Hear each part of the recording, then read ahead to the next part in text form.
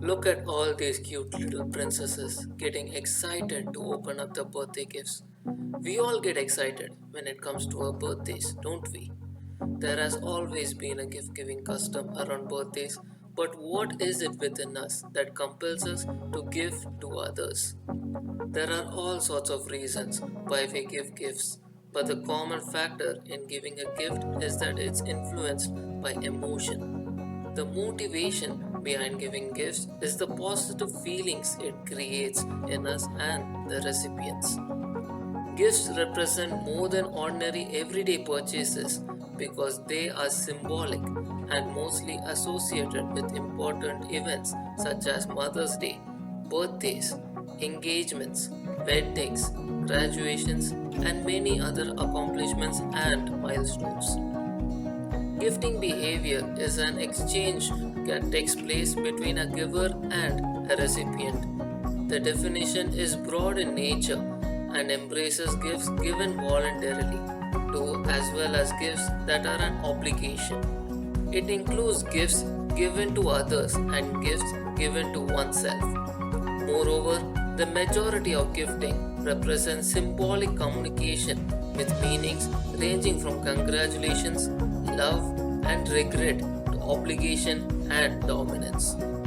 The nature of the relationship between the gift giver and the gift receiver determines the gift chosen, but can also have an impact on the subsequent relationship between the giver and the recipient. The process of gift exchange is an important part of consumer behavior. Various gift giving and gift receiving relationships are captured by the following five specific categories in the gifting classification scheme. Let's start with intergroup gifting. Intergroup gifting occurs when one group exchanges gift with another group, such as one family with another. The groups can be anything. For example, a family gifting another family during a housewarming or a marriage or maybe for Christmas. Gifting appropriate things is also necessary. Common sense is a big part in this. For example, for a marriage, gifting product for setting up a household rather than gifting that would be used personally by either the bride or the groom will be appropriate. Giving gifts will make both the group happy and the sense of care and love develops and the relationship bond becomes stronger. Next, we have intercategory gifting.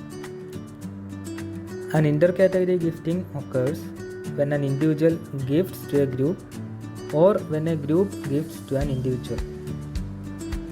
The occasions where an individual providing a gift to a group include when an individual gives to a couple during their marriage function or during their anniversaries or during the inauguration function of a business, say a partnership business or a joint venture. For example, when a person gifting his friend on his wedding anniversary is an example of intercategory gifting because here he is gifting to the couple and not his friend alone.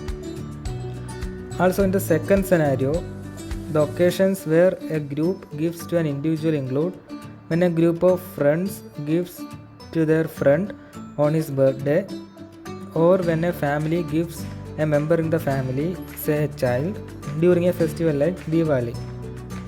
For example, say if it's an individual's birthday and his colleagues host a surprise birthday party for him. Here it is an example of an intercategory gifting where his colleagues collectively as a group host him a birthday party as a gift. Also, an intercategory gifting reduces the time pressure associated with shopping for a large number of gifts.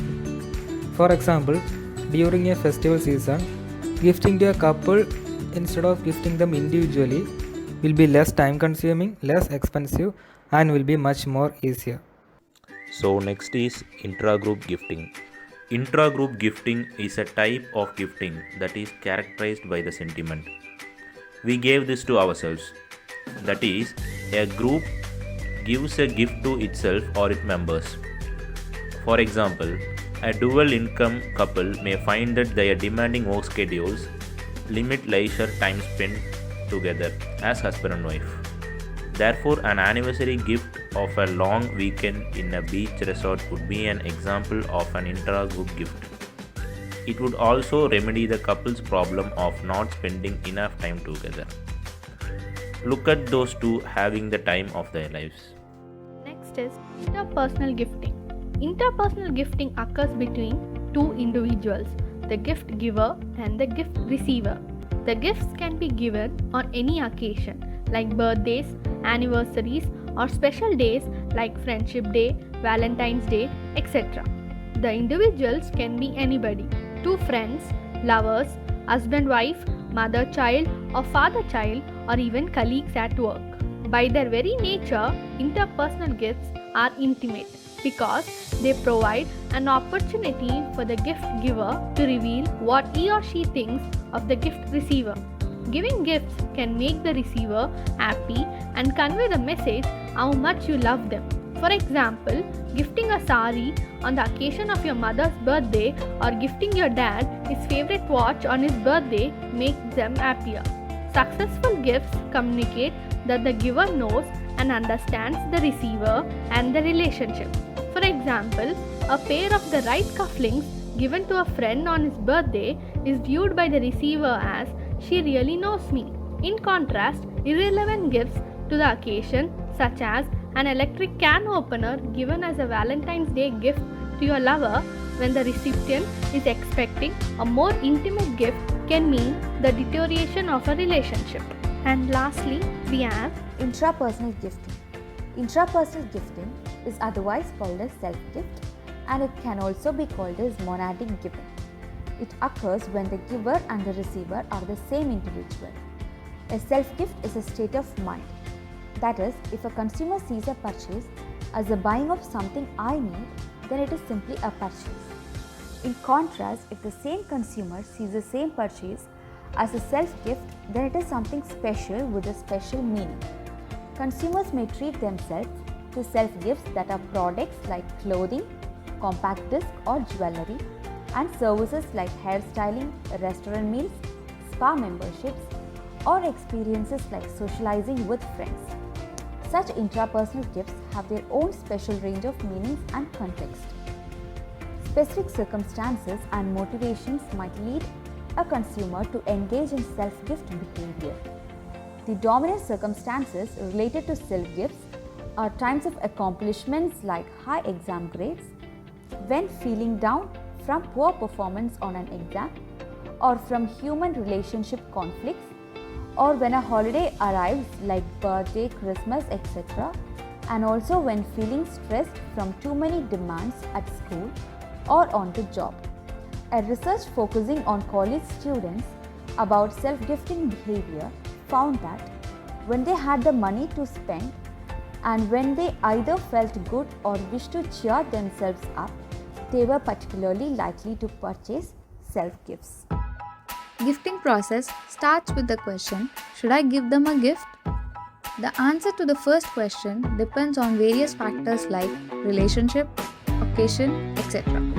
For example, if I'm in the position of a gift giver, first question that I ask to myself is, should I give a gift to Adam? If my answer is yes, which takes me to the next question, what shall I give Adam as a gift? And do I want to give something that Adam desires? And if my answer is yes again, now how do I learn what Adam desires as a gift? So I'll be having three choices in front of me. I can predict Adam's preference through my past experiences or reference group, which can act as a surprise. Or I can directly ask Adam's preference regarding the gift, which might not be a great idea for surprise. Or else I can be unbothered if Adam likes my gift or not. So the outcome here is unpredictable. If I don't care about Adam's preference, I'll be having two choices. First one is do you for me, that is, give a gift that I want for myself to share with Adam, like 2 tickets to a concert which I like but Adam doesn't. The second one is identity imposition, that is, giving a gift of clothes that will make Adam look better to me though he doesn't like it. Finally, marketers can use this process for finding new ways to assist customers with their unwanted gifts, like exchanging them with something that they desire. A lot of research has been taken place to understand the selection of gifts and the behaviors between the giver and the recipient. Researchers have discovered that both male and female gift givers feel more comfortable in giving gifts to the same gender. However, they also experience more intense feeling with respect to gifts given to members of the opposite gender. Additionally, although females get more pleasure than males from giving gifts and generally play the dominant role in gift exchanges, both genders are strongly motivated by feelings of obligation. Still further, everyone knows that selecting and giving a gift often causes gifting anxiety on the part of the givers, the recipients, and the gifting situations. Another study also identified a continuum of gift receivers like romantic other, close friend, and just friend. For example, a gift given to a romantic other involves high emotional expectation, but one given to a friend has low emotional expectation. Knowledge of gender differences and relationship between them is therefore useful for marketers because it implies that additional support might be appreciated at the point of purchase, like in a gift shop when a consumer is considering a gift for the recipient. Let's have a recap. We first looked upon gifts, why we give them and what they represent. We moved on to looking at the 5 different types of gifting which can be summarized by the picture given here. We saw the gifting processes and the marketing implications of it. And lastly, we surfed through various research observations that will aid marketers in supporting consumers looking for a gift. And that is everything you need to know about consumer gifting behavior. Happy gifting! Thank you for watching this video.